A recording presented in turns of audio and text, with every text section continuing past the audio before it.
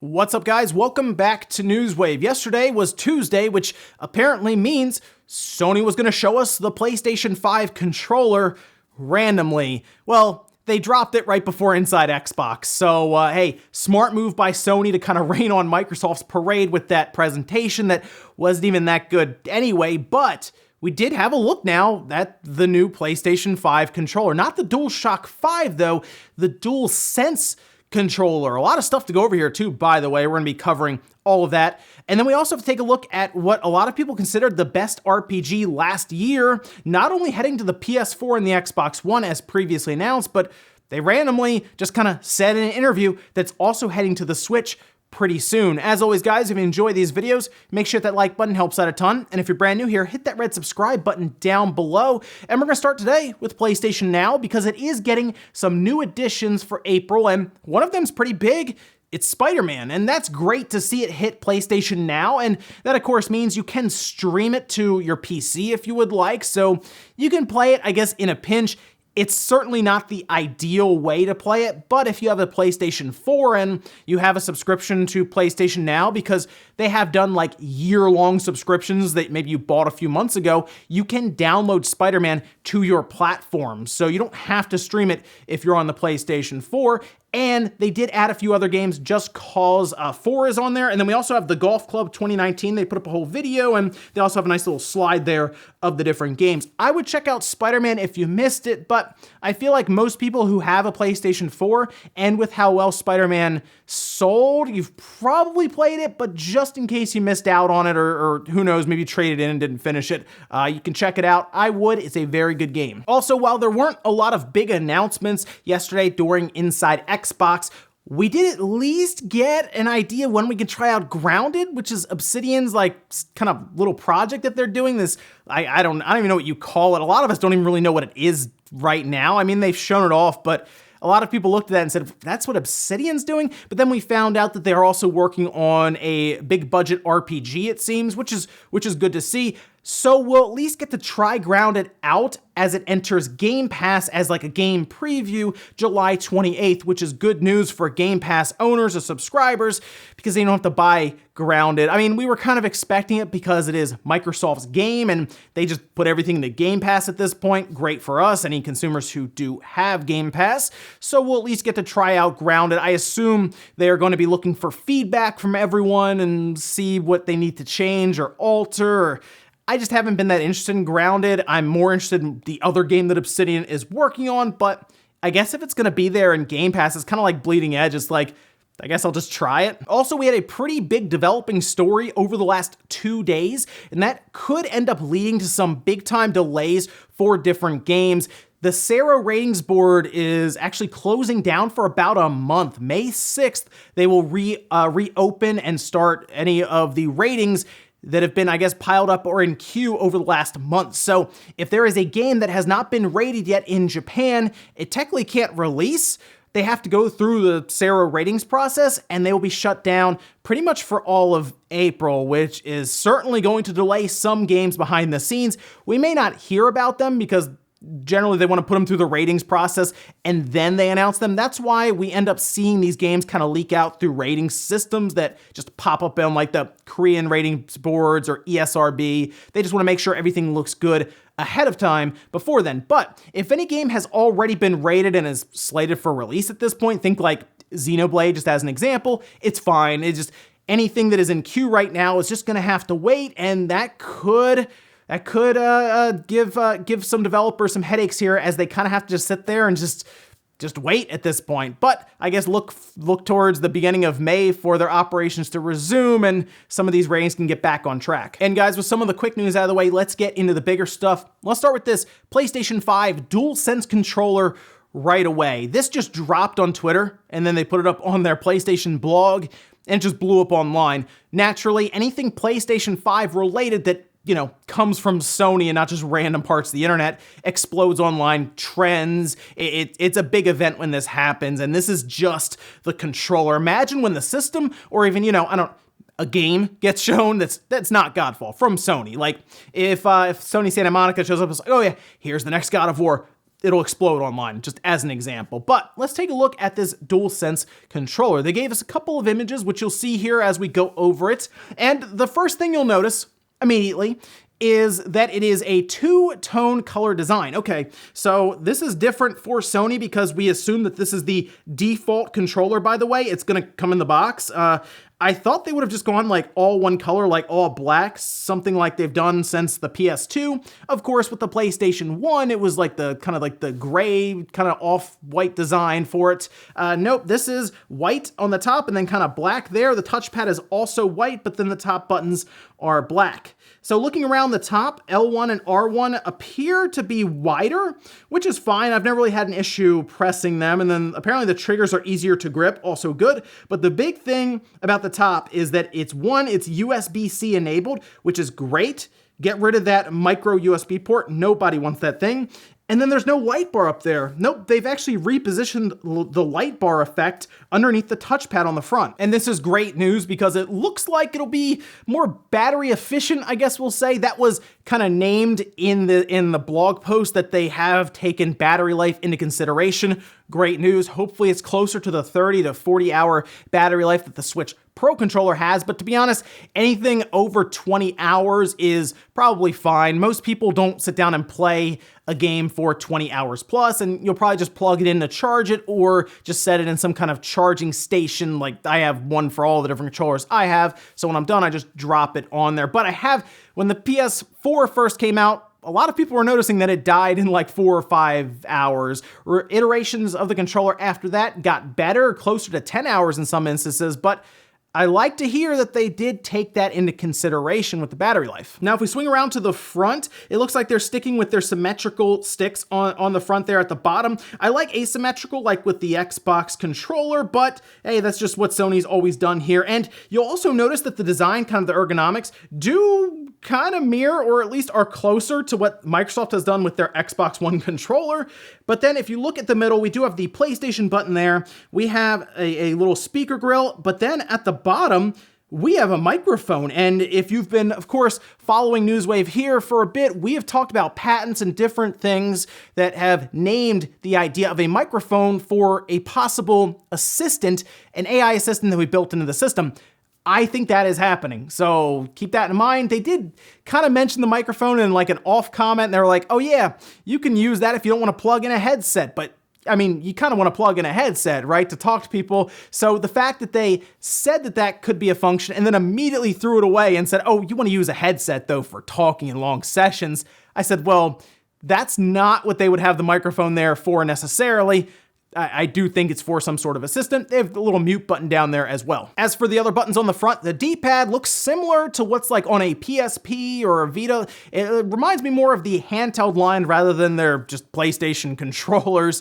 The buttons on the right appear, from what I can tell, to be maybe translucent a bit. And then we do have a create button, which is different from the share button. They're not really saying what that is exactly, but I assume it's just going to have more options for posting different things you do in the game online, maybe editing video and stuff on the fly. Could be kind of neat. They also named the other two features that we already know about, which were the adaptive triggers, where tension can be changed by developers. They keep naming, oh, if you pull back a bow when you're trying to shoot an arrow at something, as you pull back further, the trigger will be harder and harder to press down. Sounds like a cool idea. I'll be curious to see how many developers take advantage of it. I'm sure the first-party developers will, and to be honest, that sounds like something that would be used in Horizon Zero Dawn 2, for example.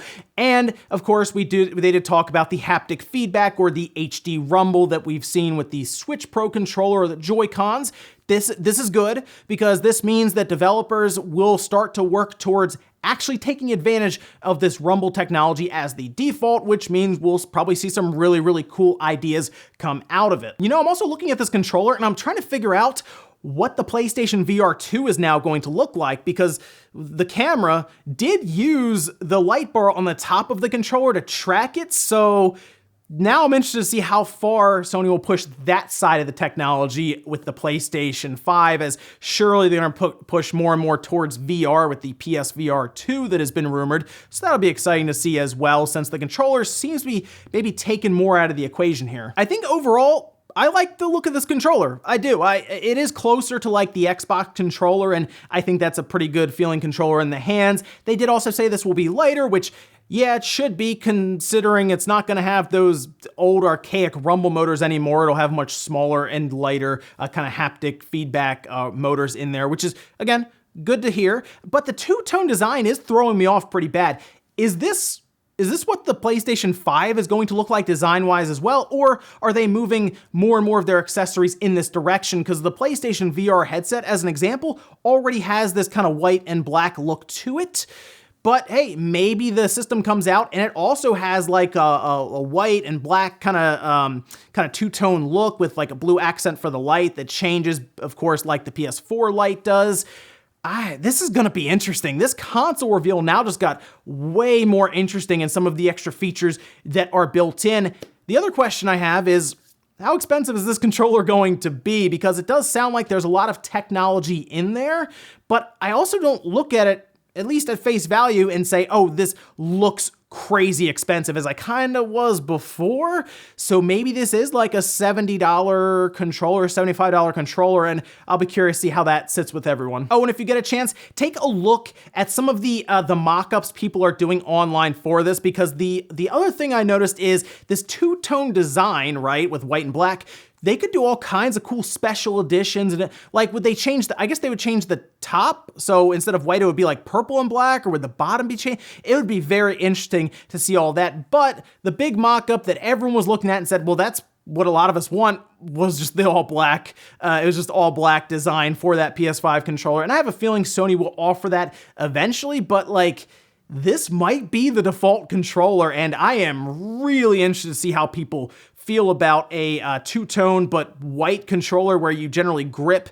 So is that going to wear down? Is that going to get discolored? A lot of questions around that one. But so far, I like what I'm seeing here with this controller. I think it's going to be very comfortable, and I'm excited to check it out and see how it feels. But let me know what you think about the DualSense controller for the PlayStation 5 down below. Next up, let's talk about an RPG that people really, really liked last year. It was in several different awards categories as nominees, and it looks like it's also coming to the Switch. We had heard that Disco Elysium was coming to the Xbox One and the PS4 sometime this year. It was mentioned, I think, months ago.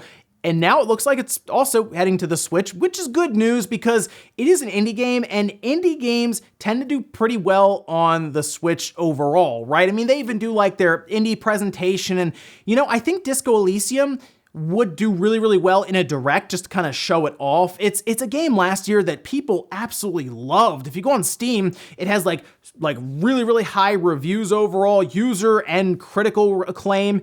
It's just apparently a very, very good RPG. I didn't actually check it out, and I had a feeling it was going to come to console because it was very, very successful on PC, and I have a feeling they were looking at that console market and said, well, we can move it over there, and there's a lot of people who might want to buy it. What, 200 million plus people, consoles now that might look into this, so naturally, it makes sense. I will be curious to see how they adapt like the mouse controls over, because it looks like they would have to change a lot of some stuff around for the selection process and everything. It'll be interesting to see that, but I will check it out when it shows up on like it's going to come to the Xbox One, PS4, and the Switch. Seems like a pretty good handheld game, even although I guess there is a lot of text and menus, so that'll get shrunken down a little bit, but we've seen some pretty crazy stuff hit the Switch, like Civilization.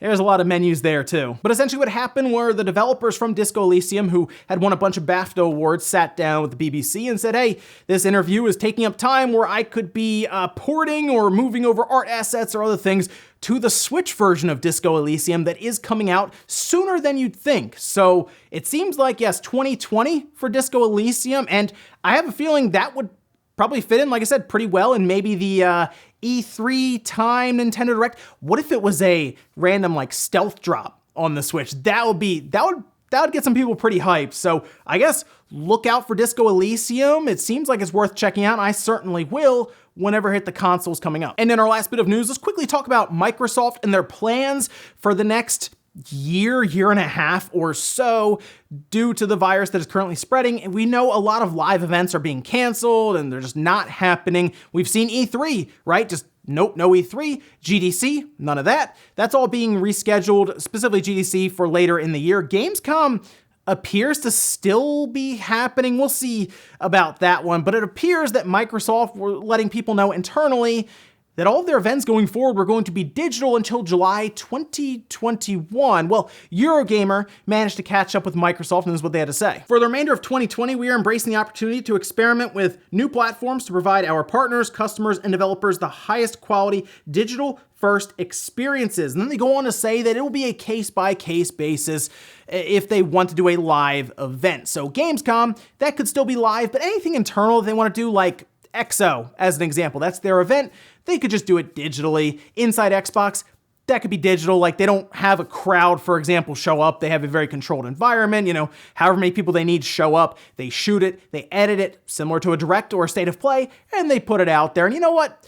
I think that's perfectly fine. Like, if it was just inside Xbox, but cut down for time, like a state of play, I would prefer that, to be honest. So we'll see. But they also said, I mean, July 2021 is after E3 next year. I'm telling you, I just don't think developers are that interested in E3 now. We'll see. We'll see next year, because IGN appears to be doing something of their own with like a digital showcase. So we'll see how all that goes down this year and then into 2021 with E3. And we'll finish up with the comment of the day. As you're seeing here, this one's from Aaron saying, I couldn't be more frustrated about college basketball 2K3. I was one of the lucky ones to get a copy only to sell it as part of a bundle that I sold to a buddy. Yeah, you know what? Yeah, I look back on my past self, and you trade in or you sell or you do some dumb stuff with games that are now worth quite a bit of money or just hard to find. I did that with Mega Man X3 on the Super Nintendo back in the day. I remember trading that and Chrono Trigger. I really like Mega Man X3 because I like the Mega Man X series, but like Chrono Trigger, obviously. They were both in the box. I remember trading them into GameStop, or it was EB Games, and come to find out later on that they just cut up the boxes and throw out the manuals and just put the cartridge out. And now I look back on that and I'm like, man, I was a dumb kid back then. And ladies and gentlemen, that's gonna do it here for Newswave. If you enjoyed this video, guys, hit that like button, really helps out. If not, hit the dislike. Leave comments down below about everything we talked about today, whether it is the DualSense controller for the PlayStation 5. What do you think of it exactly? How much do you think it's gonna cost? And is there anything else you wanna see from this controller? Because it does seem like they're holding some things back. I think that AI assistant is like the big one that's gonna interact using that microphone. And wait, how do you feel about a microphone even being on your controller straight up? Let me know about that one. Also, what about Disco Elysium heading to not only the Xbox One and the PlayStation 4, but also the Switch? And then Microsoft doing digital events over the next year and a half. Is that something you'd prefer? Do you want them to do the whole big EXO, hours and hours of live coverage with the big crowd? Let me know about that as well. Thanks guys for watching, and I'll see you next time.